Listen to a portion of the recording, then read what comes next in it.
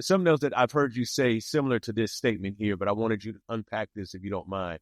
First generation makes it. Sure. Second generation spends it, and third generation loses it.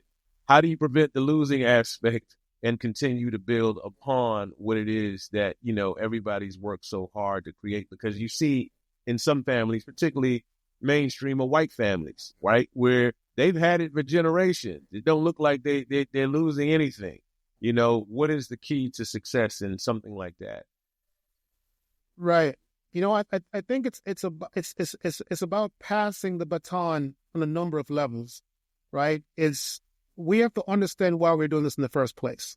And so, as I mentioned earlier, for myself and my business partner, Tracy, is also my partner. We have a son together, and a family together, is that we are very clear that we're doing this for a bigger goal. A goal that, as I mentioned before, we see our role in the world to help close what we see as the three major gaps that limit our people in the world. And it's the knowledge gap, capabilities gap, and the wealth gap. Having that middle level reason for being drives and informs everything that we do. And so at the point that we're bringing new people on, including family members, we want to inculcate them with that vision, that idea, that mission, and that purpose for being. And so we raise our son on this idea. Remember, you're in this world to help accomplish this goal. You're not here to kind of figure out on your own randomly and to let other people inculcate into your mind their visions and their ideas. No, you're here because we want to solve this problem. And it may require that you pick up the baton where we leave it off.